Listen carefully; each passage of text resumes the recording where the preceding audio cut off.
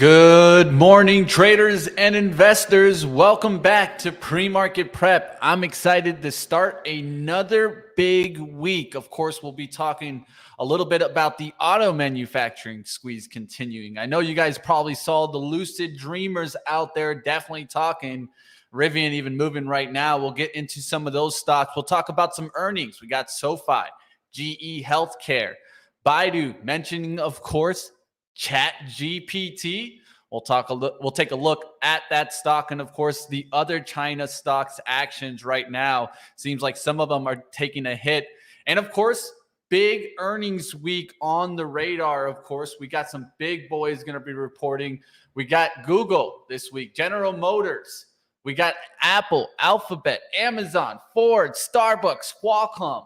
We got UPS, McDonald's. There's so much on the radar. And of course, Wednesday, FOMC meeting, 25 basis points. Seems like that's what the CME Fed tool is pointing to. We're down overnight. Let's find out from Joel what happened. And of course, let's take a look into the markets. It's time to rise and shine, team. Let's get this likes buttons up. I want a new record today. Let's go.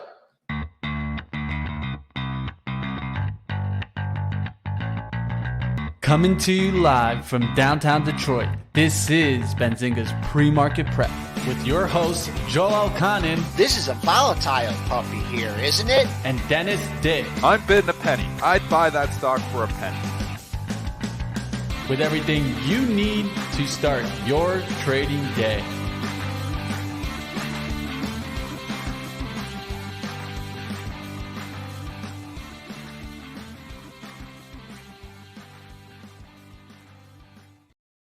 Good morning, traders. Welcome to a red morning. S&P futures are down 37.5 handles at 40.4675. Buck in the red, not by much, 8.6 cents, 101.63.5. And bonds down a half a point, 129, 22.30 seconds. Crude in the red, trying to hold 80, but it can't. Down 22 cents at 79.46. Gold down 420, 1941.40. Silver going the opposite way. That's up 15.8 cents at 23.78. And Bitcoin down $70 at 23.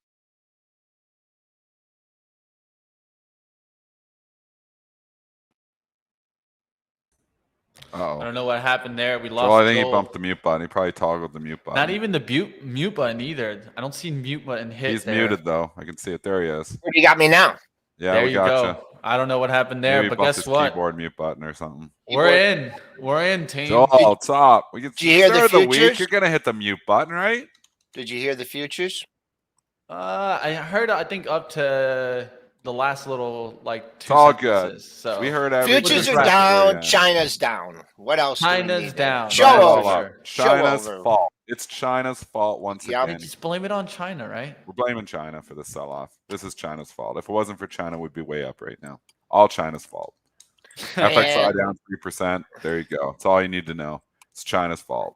Yeah, and Mike Wilson, sees the futures down, and he says, "Oh, well, this would be a good time to say not to chase the rally." Isn't Mike Wilson been bearish the whole time though? I don't know. They all flip around. Turns. Not as much as we flip around, but Oh, no, we flip around more for sure. So, Yeah. yeah, I'm the king flipper for sure. So got to clean my glasses off, trying to see the screen here. Yeah. So what's going on? How was the weekend? Talk to me. Well, I can say, fly Eagles fly. They did. That was the weekend, baby. Eagles gonna take it. I said it early on. They're Eagles gonna take it. That was a cakewalk today last night. The quarterback issues and everything else. So looks like, and they're the 2-point favorite. I think they said. Is that it? I'd bet Got on the this, Eagles. man. Eagles got this. Yeah, they counted Kramer's them pretty out. happy here today for sure. They counted them out at the beginning of the playoffs, the same way they counted out the Rams last year. Well, there you got it. Don't count out the teams that are the best teams in the regular season. Yeah, Simple as that. I think the Eagles got it too. But all right, let's keep going. Let's get to the market action. I did catch. We had some championship over the weekend. No. Oh yes. We can't forget the championship. My weekend was full of hockey. That was the most hockey I think I've seen. I was driving on snowy roads to get them to these games because we had like a blizzard Sunday morning, and I had to. Well, it's semifinals. We got to go. So Whole team's driving through a blizzard to get to the semifinals. So yes.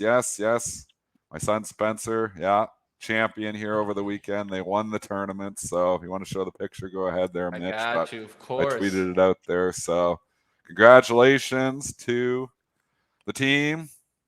Big win. Champions of the world. Big win. There they are. That was the hockey. It's the hockey weekend. There they are. Is this right here? Spencer is right. He's on the left-hand side. All right. Just above the dog. That's him. Yeah. Okay. Yeah. Right. You guys would know him. He snuck on this show a couple times. You guys would know him. Ah, there he is. There he is. Yeah. It was a fun tournament. What number does he win? Games. The semifinals were pretty close. It was 3-2 in the third, and then the finals. We ended up winning 6-2 in the finals, but it was closer than it felt. Like it was 4-2 in the third at one point in time. So it was good. Good tournament. A lot of fun. What about I never won anything like that when I was a kid. So really, never. Oh no, I was the opposite of it. You didn't throw the hat onto the. I was the most unathletic kid that really. I think. Oh yeah, I was never an athlete. Man. Numbers guy, A+ in math, not that great in gym. Couldn't throw a ball. It's the whole thing. Is this plus minus ratio better than Connor McDavid? I think so, actually. Yeah, plus-minus ratio would have been pretty good. It got helped out in that one game. We won 18-3. But you know, Hockey Canada. Here's this thing for you. Hockey Canada only allows you to score 10 goals max. So we got to the 10-goal max. And then they don't count them after that. They start handing out they don't count them in the game after that. So the one game we won 18-3. Well, you're still counting. But they only gave us a 10-3 victory. So I guess I don't know how that works. Yeah, the one team though, that was a pretty tough team. So I think it was coming from somebody said it was coming from a small town that didn't have a lot of people, and I think they had probably some younger kids. There was some small kids even on the team, so they're trying to put a team together. So that team was in tough for sure. But anyway, let's move on. Shout out to the Bulldogs. Let's get to the action. Tesla last week, incredible movement. We had meme stocks taking off. Lucid getting taken over, we thought. At least the market thought on Friday. Unbelievable trading. Who said that Lucid and these auto manufacturers could squeeze? Who gave you that information? Mitch? Of course, guys. Come on. Buddy. The guy that calls it short has to call it long, right? Eventually, right? You got to be able to flip, right? Dennis talks about it all the time, right? Is flipping at the right time. You got to flip at the right time. Got to flip it. I was one day early, though. I pulled the Dennis, too. So I was one day early. We started seeing Tesla run. So a little part of me was like, well, if Tesla's going to get this big of a run, could the other EVs get in favor? And we quickly saw that on Friday. They just jumped on it, and we're pretty much jumping on all auto manufacturers. Yeah. You can see it in even Ride was getting a move up. Like everything was moving up. Yeah. Everything in auto. Fisker, look at Fisker. That even got a lift. Another one that I mentioned, they got the lift. And what I liked about the Fisker move is if you look, Lucid led, and it even gave you about 5 minutes to like catch up to like Fisker's action, and then Fisker took off. I was watching this live on Stock Market Movers, and I was just thinking relationship. Let's just work down. Let's just work down and see it react. And it definitely did. There is money made in just understanding all those relationships. And you see Lucid take off on a rumor, you know it's going to be good for all the other ones there. I'm still long Rivian. People are asking me. I might sell today. I probably should have sold it on Friday. I did not. I probably should have. It probably topped out at the 21.44 on the Lucid rumors here. I mean, but it's broken through the 20 now, so we'll see what happens with Lucid. Lucid's the leader here of all these things, at least right now. Tesla's the overall leader, though, and Tesla has now went green. I don't know what they were doing this morning, knocking Tesla down $3. I actually went long Tesla, I believe at 175 and change this morning.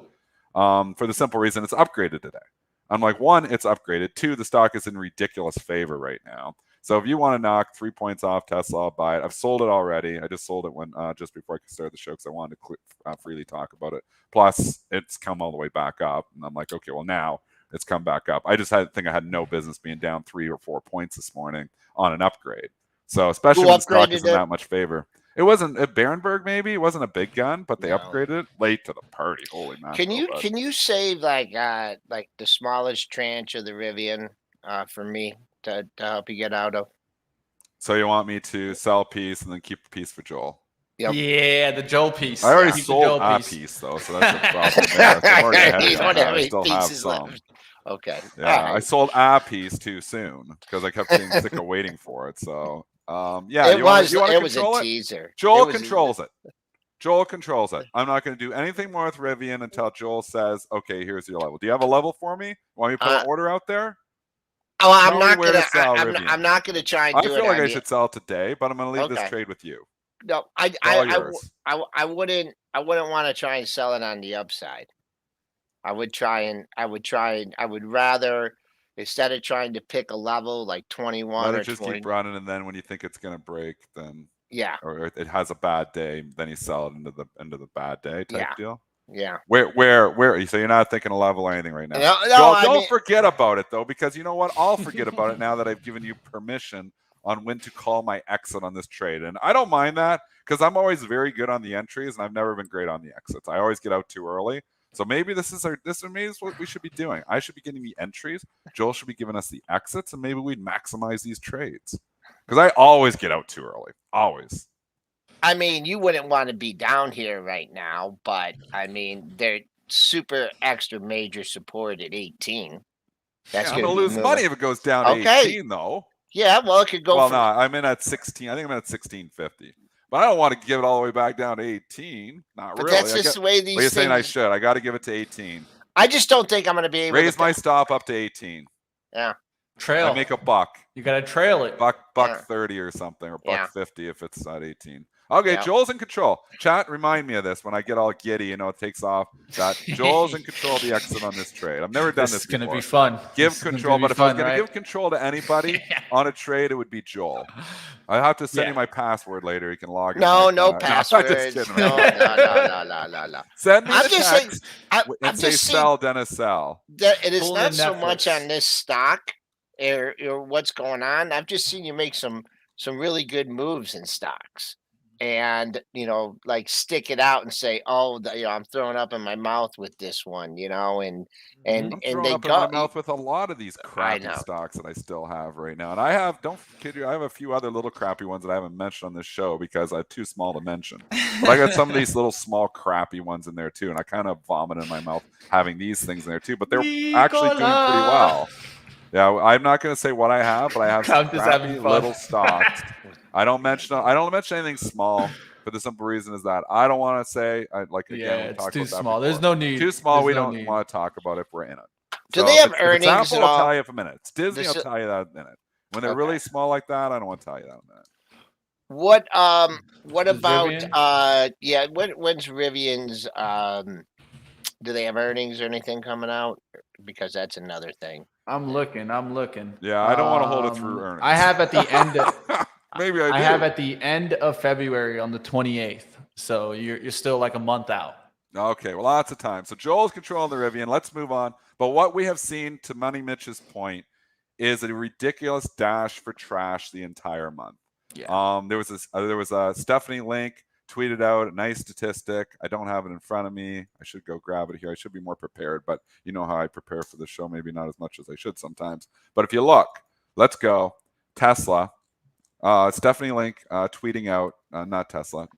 She says there are 26 names in the Russell 1000 with short interest greater than 20% of the float. On average, those names are up 30% year to date. So you can see this has been a serious squeeze in January, a serious squeeze. They went after the short interest, the high short interest stuff is stuff that's performing. They went after the Cathy stocks to buy those. That's what they want right now. When it turns is the question. This has been a prolonged January effect because usually January effect is a few weeks. This has been a long one. I guess, we're only 4 weeks into it, but I feel like it's been such a pronounced move. Tesla up 60% from the lows or 70% from the lows. Some of these other stocks, just taking off. ARKK, it's basically straight up in a straight line from 30 to 40. That's a 33% move in ARKK, who's full of all the trash. It's been a dash for trash. How it ends usually is not good, but I don't know. You can't argue with it right now. These stocks are still going. So for me personally, I think it's time to ring the register in some of this stuff, but we're letting Joel control the Rivian. I have a few other of these smaller names here that I'm kind of clinging on to, but short leash now because some of these things have really went. That they definitely have. Let's keep going. Let's get into some other conversations. Let's go to our earnings reports now. Let's get to SoFi Technology here with the Q4 EPS loss of 5 cents, beat the loss of 9 cent estimate. Sales of 443 million, beat the 425.88 million estimate. SoFi Technology sees Q1 fiscal year adjusted net revenues from 430 million to 440 million. See net revenues at 1.925 billion to 2 billion and expect quarterly profitability by Q4 2023. It's a stock they want right now. It's a stock that has obviously been just murdered here. We look at the all-time high way up at $24. Now you're at $6. I think that's the all-time high. 25 was even higher than that. 25 basically. So it's been straight down. It's the kind of stock that is performing in January. The earnings report talking about profitability and all that is good. So I'm not surprised it's trading higher. I'm actually surprised it's not trading even higher, but the market's probably holding it back to a certain extent. I wouldn't short it. You can't be short these names right now. These names are all just, there's too much short interest already in some of these names. And the moves have just been so wicked, on the long side on some of these beaten down names. You can't short these names, not in my opinion. You did get a nice pop over 670. There was a daily high at 665, so you can use that just as just a minor resistance point if they really wanted to get rocking and rolling. I think if I was looking at this stock today, I'd rather try and get long if it it got a dip near the top of yesterday's range, right? All those tops at 604 and just under 6. So I call that better support than trying to nab the resistance on this one. As always, the longer it takes to get through that pre-market high, right? The more it just kind of hangs out, and then doesn't take out the pre-market high. I think you got a better chance at maybe catching it in the lower $6 handle. All right, we'll keep moving. We'll go to GE Healthcare as their adjusted Q4 EPS at $1.31, down from $1.36. Sales at 4.94 billion, up from 4.59 billion year over year. They did reaffirm full year 23 adjusted EPS guidance of $3.60 to $3.75. It's done really well since it spun off from GE. So I'd be looking for a pullback in this one. At least for an opportunity. I'm not buying it up here. Yeah, I think a pullback. I think it's an interesting play too. I'm just not a big fan of investing in anything GE for the simple reason is that I've got a bad taste left in my mouth from how bad GE was for so many years. So I know it's healthcare. It's a completely different company now. They've spun it off, but I'm just never been a fan of investing in GE now. So GE Healthcare, I'm probably not going to go in it either. But with that being said, they make a little bit of money. They're doing pretty good. Stock has been great since it spun off from GE, basically sitting up near all-time high. So I wouldn't be surprised if they buy the dip. I'd say 68 would be the level. We're trading only down a buck at 68.98. Pair of lows, not exactly on 68, but the surrounding 68 from the last two sessions. So if I was long the stock, I wouldn't get too worried about it until you get a breach of 68. Coming back on the upside, you did not make a new all-time high on Friday, but you made a double top. So there's your resistance, 70.51, 70.63 if it gets back up there. And even though you failed to make a new all-time high, you did make a new all-time closing high at 70.08. So if you want to wiggle out today after the report, after a major run here in 2023, I'd be focusing on the $70 area, 70.08 Friday's close. All right, let's go to Baidu here as they're talking about China's largest search engine plans to launch a AI-powered service similar to OpenAI Chat's GPT. Of course. This was reported by Bloomberg, citing a person familiar with the matter. And we know our sexy word of the year. It's AI, or any mention of Chat GPT. I mean, Baidu always does this. They are all over the buzzwords. They did it back. They were getting into the blockchain and they were getting into EV, always at the most opportune times. And you never hear anything about those businesses now, but they always seem to throw out some type of press release or some types of rumor when the thing is really, really hot. We've said it before. I've been saying Chat GPT, you mentioned that at all. and the stocks explode. And Baidu is always all over this. BuzzFeed, we saw it last week, BZFD blasting off from $1 to $4 because they mentioned ChatGPT. So Baidu's taking note and saying, oh, maybe we should mention ChatGPT, and that's what's been done here, at least in the rumor mill here. So China's all down. Not surprising that Baidu's up because the algos are all over anything to do with AI and ChatGPT right now. Could we say ChatGPT do the pre-market prep show for us today? Try that. Can you get up the app? I don't have it. Do you have the app, Mitch? What's ChatGPT say about pre-market prep? That's a good test. I like that idea. Live on the show. Do you have it, Mitch? You trying to do it while I'm doing it, man? He's getting it. He's gonna get chat. Do you have the? I don't have the app. I'm trying to log in right now. Okay, we're gonna get this in. We got to see what's actually. Mark says ChatGPT called both games yesterday. Maybe ChatGPT is just gonna run the world. This is the Terminators, right? Skynet here. ChatGPT. Oh, it's at capacity right now. I can't do it. Sorry. It's at capacity. What, too many people are using it? Too many people using it, man. Are you kidding me? Get some servers. Who's running this ChatGPT? You see, this is what happened. Right I tried, team. I tried. Look, I ain't lying. ChatGPT What's at capacity going on? right now. I tried, team. I tried. Joel finally had a really good idea here. We're going to see what it said about pre-market prep, and then we can ask what Dennis Dick is thinking. And it would just tell me what I'm thinking. And I was like, I wouldn't have to think anymore. That'd be pretty cool. ChatGPT. Gotta love it. Next. Sorry about that. Just Baidu, you did get a pop over 143. So I would make sure if you're trading Baidu for the long side, you're $1.50 away from that. 143.50 pre-market high. Rest of China weak. Do we have anything on the dailies there? No, nothing on the dailies. Next, 145.91 if you're looking for more. But first things first, need to take out that pre-market high of 43.50. You don't need ChatGPT. I called both games yesterday. Human, baby. Did you? Come on, man. Well, the Eagles game with the I'm pretty good. I'm pretty good when it comes to like this time of year. Because there's always a team that just get counted out, man. You can't count out teams. The best team right now. It's over. The Eagles got this team. Yeah, I think so. I think it's over too. All right, let's keep going. We'll get to the next one. This one's going to be interesting. I want to hear what Joel has to say about this one. Goldman Sachs trying to sack on Coles today. Goldman Sachs picking on my stocks again. Goldman on Coles with a sell rating, announcing a price target of $27. Oh. So if you guys see why KSS is down, well, there you guys see it. Goldman Sachs coming in. Goldman Sachs always picking on me. They're picking on me here. My old broker. But they asked me, what's Dennis in?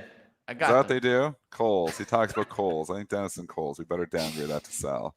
I'm still in Coles. It's been terrible. I don't even know my cost basis in that. It's like in the 40s. It's horrible. I bought it when I thought I was getting taken over. It didn't. That's there you go. And then I was like, oh, it's a value play. And you make excuses to hold the loser. Should have sold it last year, taken the loss, moved on, but did not. It's had a nice run from 24 to 32. Very nice run. I'm still long it. It's stocks like this that are in favor right now, though. So I don't know. I still think like eventually we're going to fall off a cliff, and that's probably not good news for Coles. So talking against my book. But I think we still got more gas in the tank on this bull run here because I think the bulls are still in control. So I'm not selling the dip on Coles. And a pause in the action at Wednesday's low at 30.57.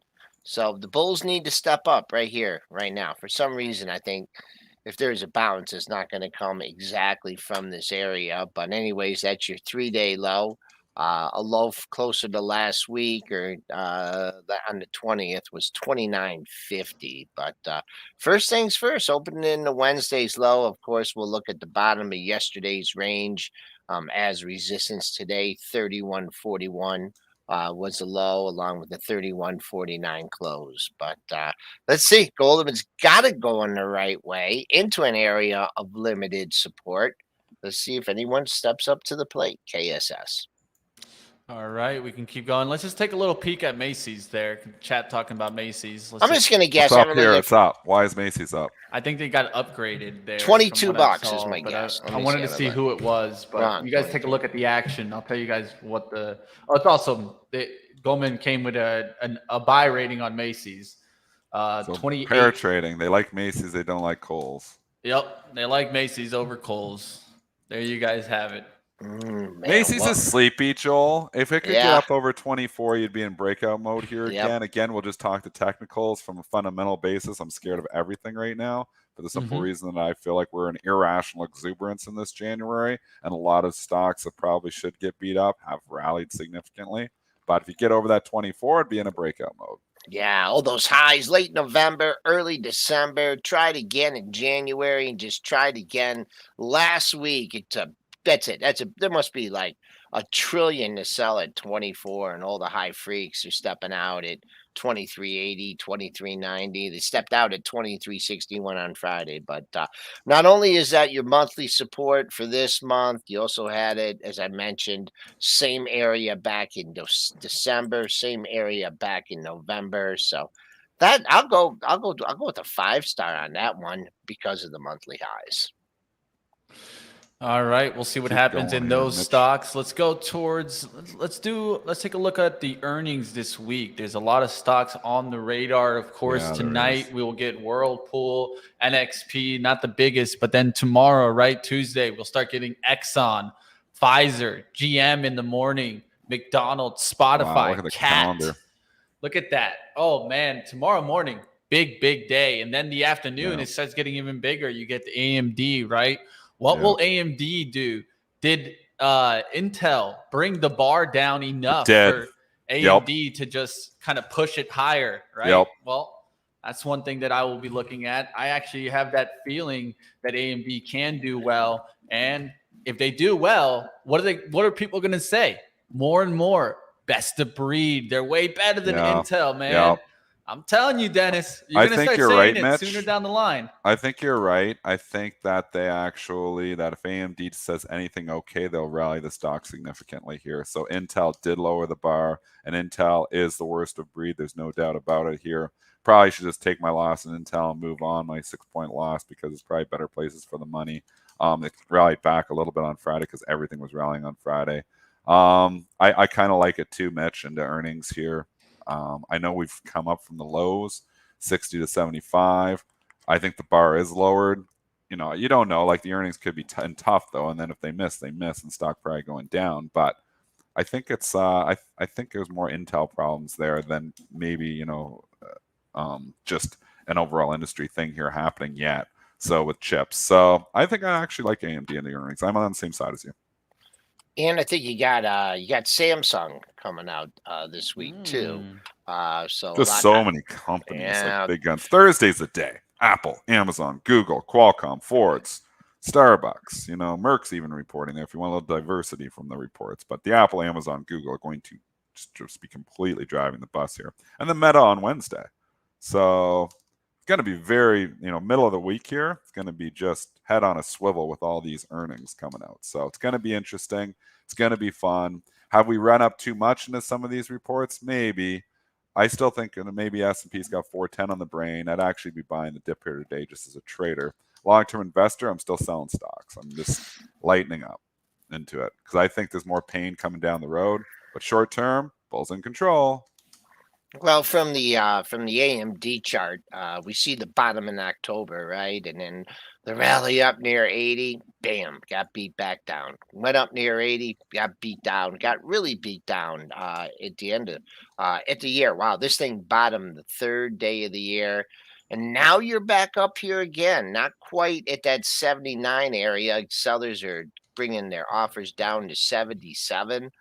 So that's a very important zone, 77. Hate to go so wide on you, but that's what the numbers you give you. So I'll give you like a 3-star here at 79 if we ever, if we get there today ahead of the report, and 4-star at 79. It still just doesn't seem to be able to break out, where NVIDIA has had a much better run.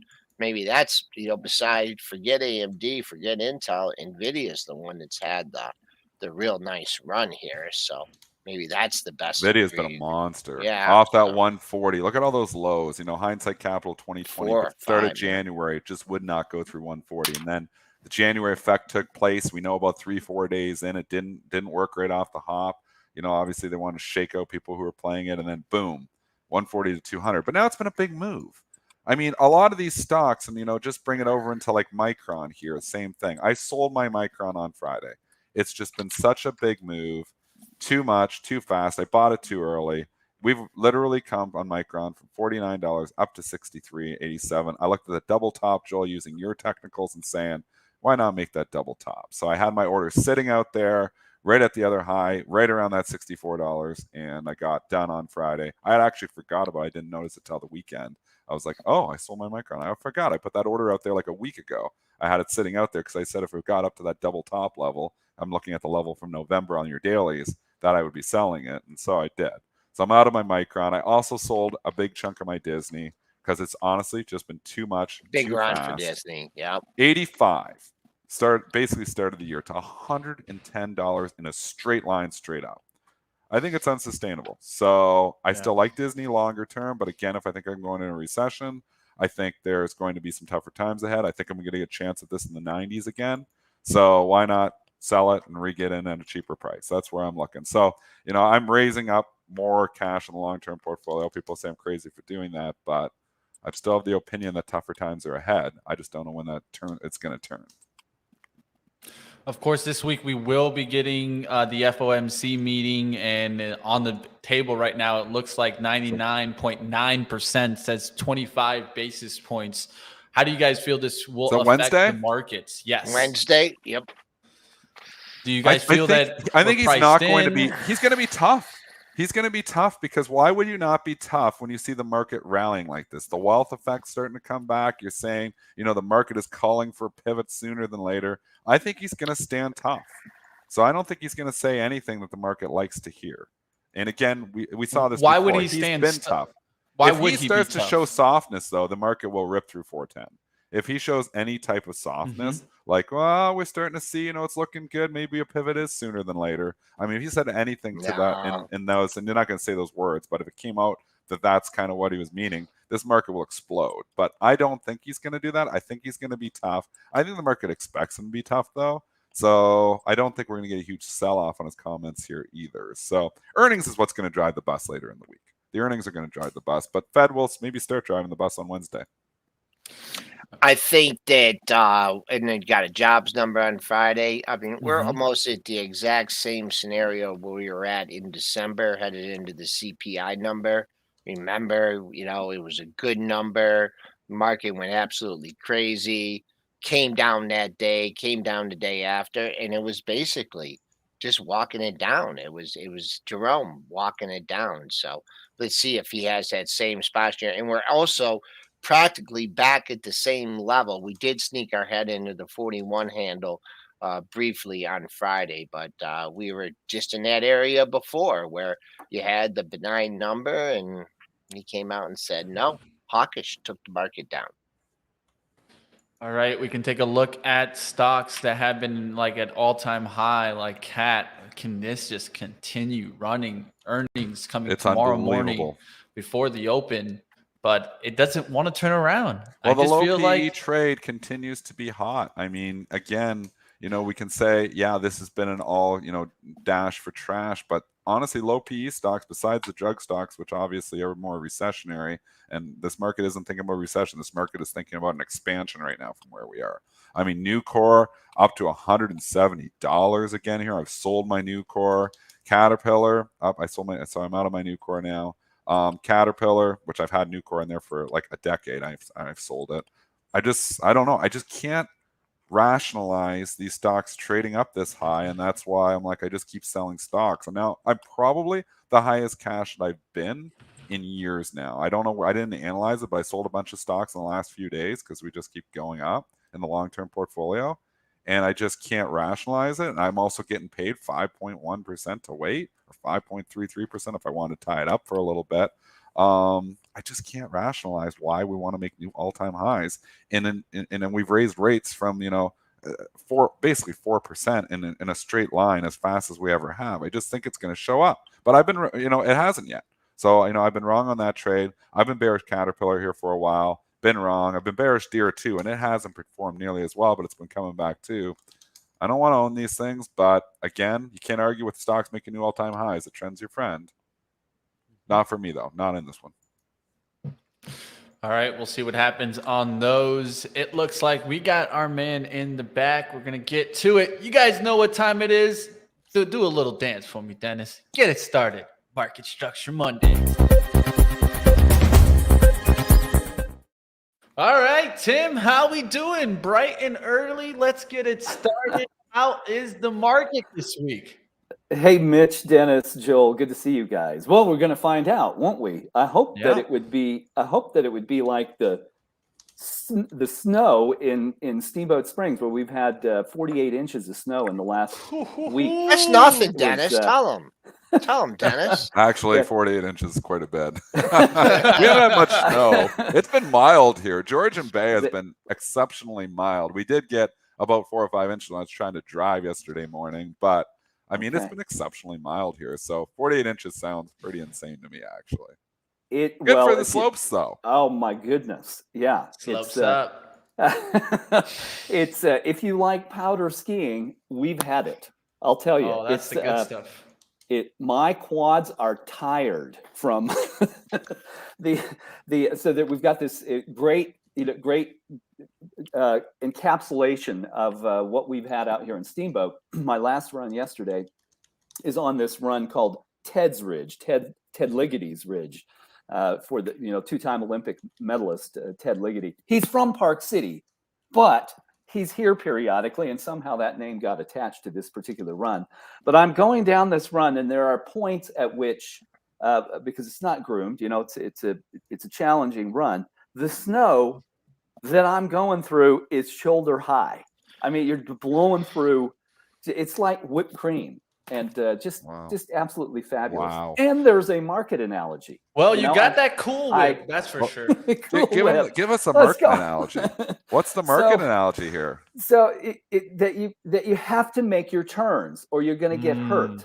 In what is occurring in the U.S. equity market, and I would say it's true elsewhere too. I mean, look at the DAX, the CAC. All of these markets have performed very well, but they're in particular ways. And I think that you have to make your turns if you're going to trade these markets profitably. They don't work the way that they did before passive money became the principal investment behavior.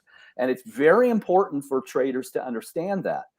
If you expect the market to reward fundamentals, where is money likely to go if economic conditions contract or if we have a soft landing? Those things don't predict how the market's going to do. I was listening to Savita Subramaniam from B of A, who's a very smart quantitative analyst. But she said, coming into the beginning of January, people had piled into bonds and utilities. And you would look at that and you would not expect the US market to go up in January. However, from a supply demand perspective, you would. That's the difference, because you can't expect the behavior to tell you where the market is likely to go. So why did the market do so well in January? Well, it went where the supply was. That's the next thing. Make your turns. Traders, you have to make your turns just like you're on a ski slope, and you got to be quicker now. I'd love to tell you that the long buy and hold works. It just doesn't. I have those investments too, but it's not the stuff that makes money, believe it or not. Not the stuff that makes a ton of money. That's exactly. For sure. And so where was the supply coming into January? It was in tech. Tech is the largest part of the S&P 500 by far. If you add up, we've talked about this before, tech, consumer discretionary, communication services, half the market cap is tech. That's where the supply was. So the demand from passive money, which merely allocates resources to a product, this is very important, traders. For asset allocation managers like BlackRock, Vanguard, State Street, where 80% of their assets nearly are passively managed, stocks are a product, not a story. So they look for, where is there an affordable product to put stuff into? And it goes into tech, and tech zooms, and all of a sudden, what works? The momentum trade. I mean, you could look at Palantir. Palantir is currently a momentum trade. I made a colossal amount of money trading SHOP 3 different times in the last 2 weeks. I had my best trading week ever last week in dollar terms. in terms of total return. So that's what you have to take what the market gives. Just like, by the way, the weather. You know, if the weather's going to give 48 inches of powder to Steamboat, go out and take advantage of it. If the stock market is going to give you a momentum trade, take advantage of it and make your turns. So that's how I think about it. How often are you turning and switching? Like, I mean, in this market, because you're talking about making turns, and people will often turn too often. I turn too often for sure. How often are you turning? Like, are you turning like right when the sentiment and your indicators change? Will you do it like multiple times a week? Or are you talking like once every couple of weeks? How often are you making those turns, Tim? In this kind of market, very much like skiing Ted's Ridge, I'm making a lot of turns. In fact, I was out of the market on Friday. You don't have to do this. I had a note from a user right before I came on air with you guys who said, I'm still in Splunk. Is it okay? Is the supply-demand equation okay? We can have a look at that. Yes, it is. If you're like me and you think, because I always think about the calendar and the cadence of the market. What happens today? Index futures expire. It is used by the very same money that created the momentum trade. Well, I like to be in cash. So I did it on a gondola. I sold out of my positions as I was coming off the slope on Friday because I like to be prepared to take advantage of whatever dip forms in my momentum trades. If a stock moves 5% every day between intraday high and low, and demand is really strong and supply is diverged from that, and the stock goes down 2 or 3%, the probability that you can make money is very high.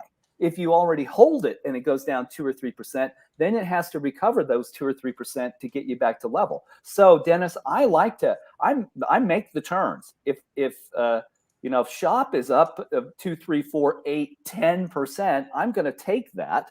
And then I could always come back in. Doesn't matter what price you pay for something. What matters is the price that you exit at. That's how I like to think about the market. And that is a reflection not of fundamentals. What is a multiple assigned to a stock? I don't think that that's a great way to understand when to make your turns. Because again, who's buying the equities more than everybody else? The money that it sees equities as a product, not as a story. That's how I think about it. Now the question is, will it turn again? Well, of course it will. Of course it will. That the hardest part, Mitch, is how do you know when? Yeah. That's the great, the existential The $1 million question, they say. The $1 million question. Timing. It's very difficult. I can share what edge users know. Yeah, so let's see what the data says. This is what edge users, and I do the very same thing. Look, I buy and sell the stuff that edge highlights. It's not me. I'll just use the math. I can't say, oh, this is my idea. It's just what comes out of the market. But I do exactly what it says. And so the first thing I do is look at broad market sentiment. Where is it on a 10-point scale? And when it's above 6, tends to be topped. It can take a long time. It could be days. It could be weeks. If you go back to November, we were above 6 for a very long time through October into November, but it was still true that the market. So then you have to be very tactical, make shorter turns because this is coming. And what the green part of the graph is demand. It's merely an algorithm that says there are stocks and people who buy and sell them, and there will be imbalances that form, and that is measurable. And when the demand pushes above a 6.0, that red line, we know that sooner or later there's going to be a top for the market and prices are going to go down. When it drops below the green line, as it did right at the end of December, the probability that the market rises is nearly 100%. Well, it did that. Now we're back up here in the same range. There were options expirations last week, and the market topped right with it. It's going to, I believe, shallowly bottom again. But I think we're going to have another one of these. So then how do we know? Right? How do we know when supply and demand are working against us? Well, now go to step number 2. I like to look at my momentum portfolio. Edge does that. It's just math. There are 21 in it. That's a lot. If there are 5 in it, the momentum trade is over. The low volatility is where money goes when it's uncertain about what's going to come next. There are 11 in it. That's not a lot, but it's not 5 either. So oftentimes what I do is buy a low volatility stock like BSX or PM, which may go down when momentum goes up, but it reverses my hedge, and then trade momentum as long as this works. When this number suddenly drops, if tomorrow it drops to 15, you know the momentum trade is coming to an end. And third, just look at supply and demand across the whole market. This is demand, this is supply. Airlines and cruise ships, demand's coming down, supply is rising. What's the likelihood that you can continue to make money in United Airlines? Well, it's diminishing. Here's what I've lined up for Benzinga today, by the way. We can take a look at that. Communication services still doing well. Tech's doing well. It's well above 5. It hasn't tailed off. Supply is low. Again, it tells me there's still momentum opportunity. But that's what I'm going to look for. When all of those things turn over, then it's time to be very careful and make your turn. And really, the data is very effective from my perspective. Look, I've got a bias. I think that market structure is a very important thing to understand in some basic form if you're going to trade the U.S. equity market. But if you look at supply and demand, it will give you a predictive lead, not perfectly, but a very good one on what's going to happen next. All right. Now, of course, there's some big boys reporting today. Let's maybe just take a this week. Let's take a look at maybe one of those big boys, see what it's saying right now. Okay. Maybe we could do Apple. I'm sure Apple's going to be one that a lot of people will be watching. Exactly. No question about it. Here, I'm going to have to refresh here just a second. Yeah, and there are about 900 companies, wouldn't you know it, 900 companies that are reporting this week. We haven't had one of those in a long time. Sorry, folks. Crazy amount of companies. Yeah, 900. And it's big names, Tim. I mean, like the Apples and the Amazons and the Googles and the Metas and the AMDs. Right.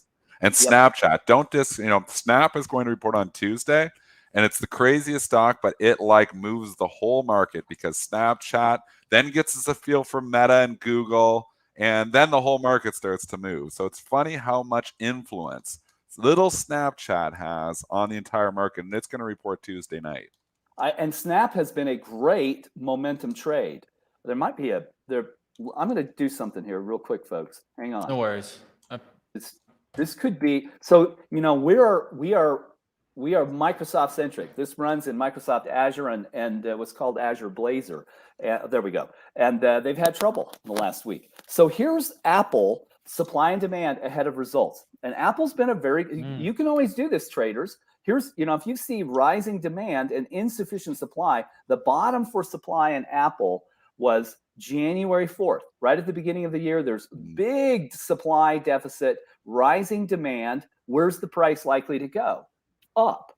It's very simple. And then until that condition breaks down, you can stay in Apple, and Apple might report great results. But if I look at this is now the opposite of that.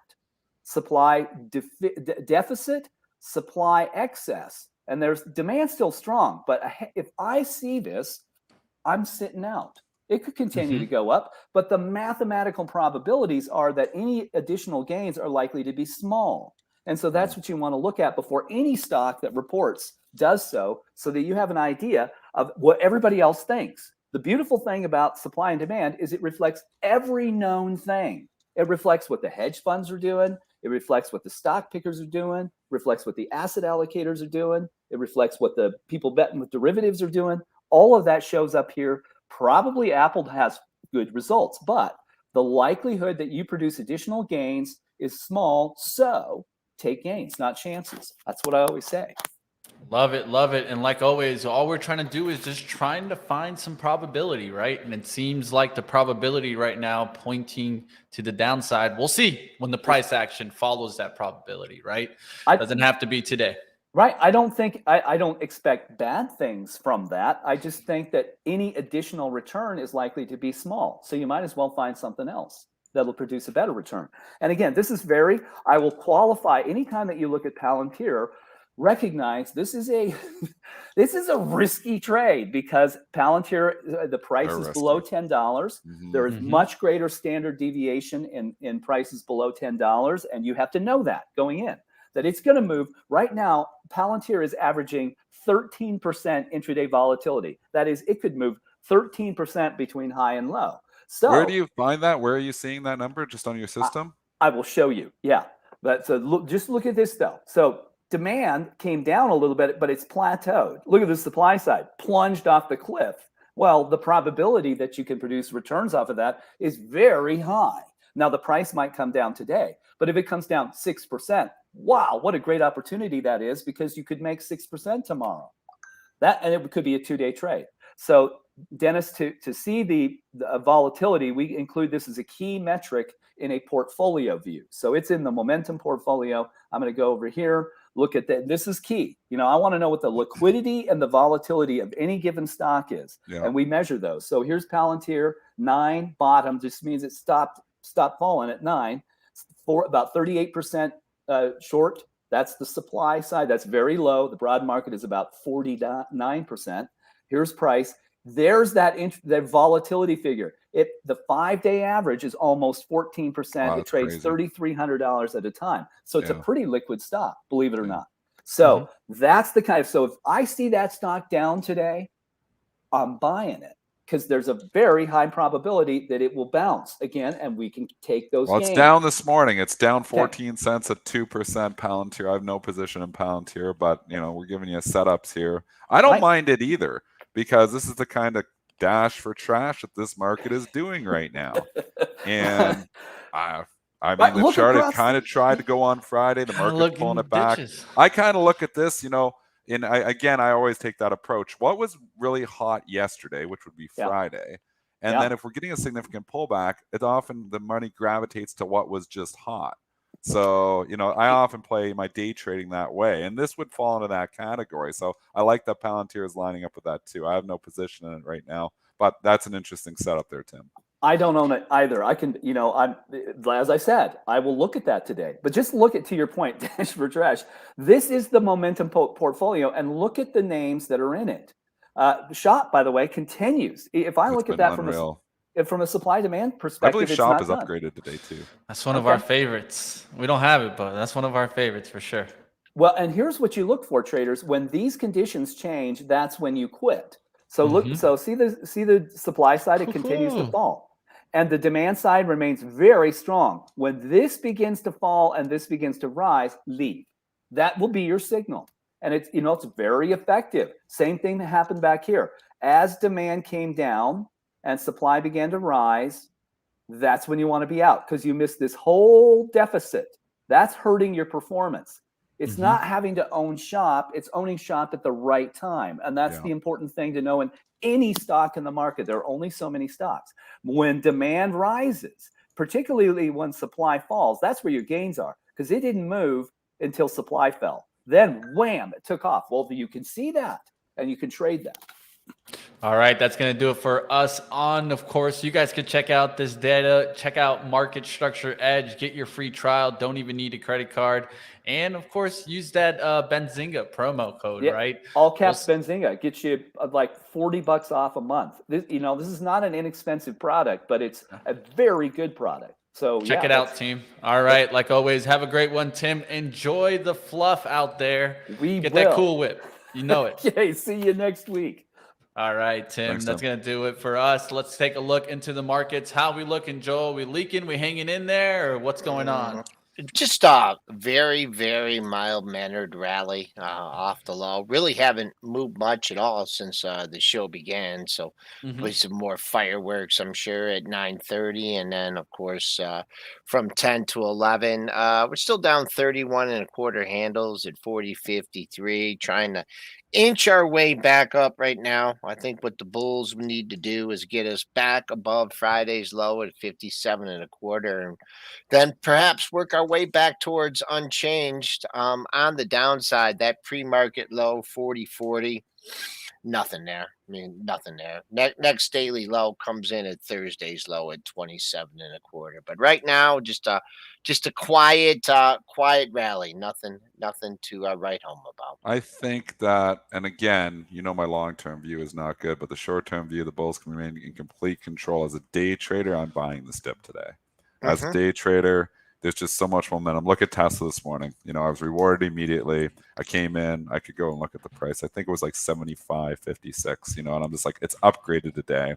The stock's ridiculously in favor right now. Yeah, I bought it at 7.56. It's just after 7 o'clock this morning. 175.56. And again, I sold it before I started the show, but I took a quick 2 points on it. I mean, buying the dip just blindly right now is just working.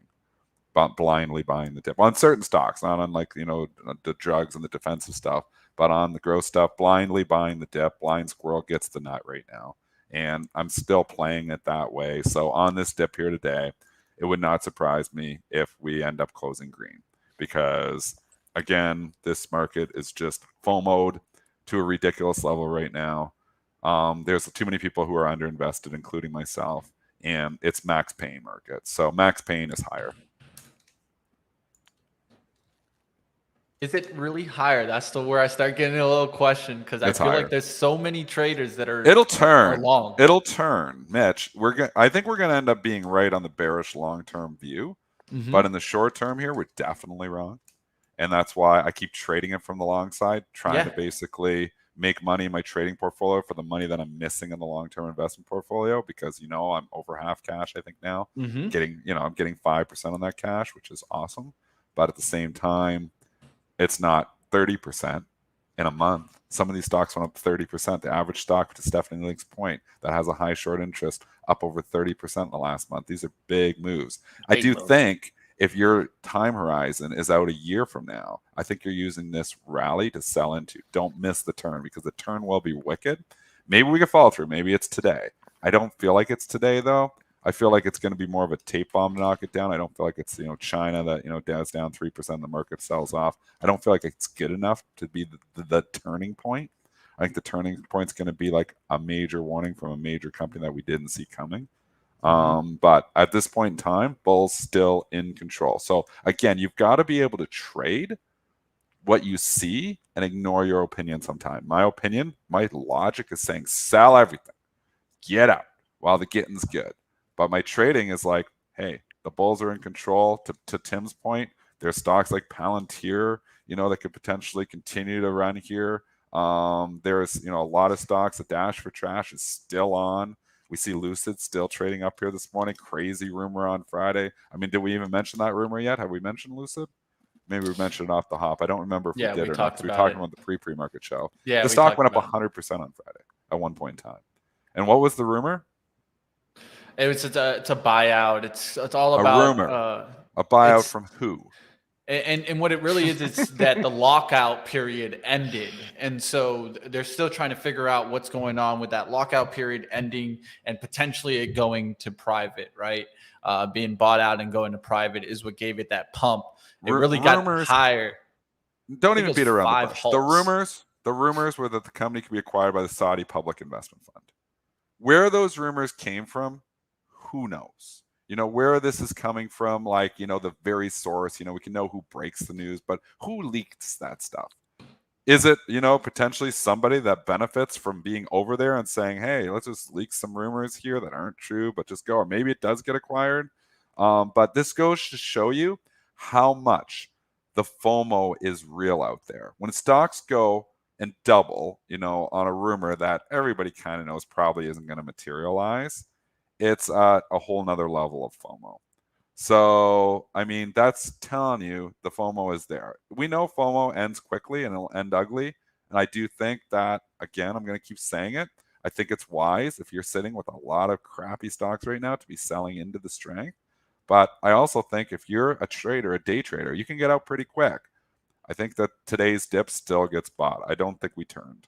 Pretty good timing, right? With to have that kind of rumor when Tesla's ripping like that, and just the market environment, right? You don't see those rumors coming out when Tesla is looking like it's going in triple digits, right?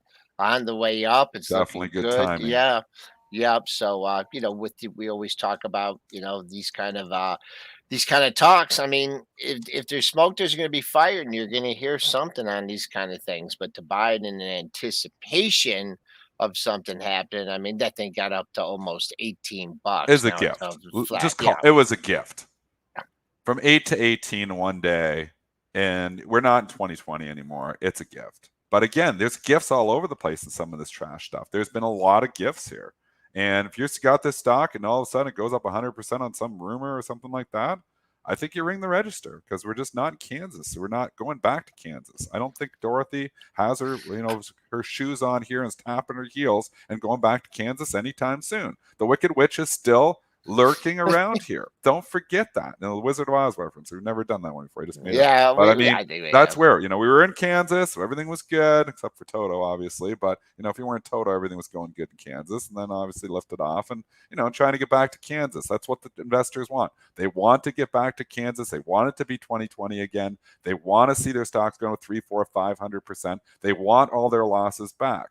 I don't think we're going to go there. But right now in the short term, it's looking a little more optimistic for them. And that's why, you see these little wicked little pockets of like FOMO happening. The FOMO also we're overlooking here? What's that? Besides big earnings the whole week, right? Fed on Wednesday. We got a jobs number on Friday. We got a lot. A lot of information. Yep, a lot of information. So how do they digest that? Do they come in, on bad news and buy the stocks on bad news? That's all more information for us as traders. So far, that's what they've been doing. They've been buying stocks on bad news, which means as a day trader, you've got to stay in the bull camp. When they start selling stocks on bad news or selling stocks on good news, that's when the whole sentiment has turned. But January the calendar effects have been nothing short of incredible here. It has turned the entire market around, and we've got to respect that. And we don't know how long this can go for. It could go for a while. To Tommy Lackey's point, he's thinking it the whole first half. Yeah, he's actually. I just got an email from him. He wants to come on again and do some follow up. But I'll let you guys take it from here. S&P still down almost 32 handles. Important to get back up. Maybe not the close today. Maybe we don't have to close green today, but a nice rally, trimming some of these losses. I think we'll put the Bulls in good position for Tuesday and at least the rest of the week. So, Dennis, I'll talk to you at the top of the hour. Everyone have a good day. All right, Joel, getting out of here. I'm definitely going to be watching to see what happens in the markets. I'm starting to see that we have pullback ability there. I don't know if we break the 400. That's my only question, is where I think the Bulls can put a line to fight is going to be that 400 spot.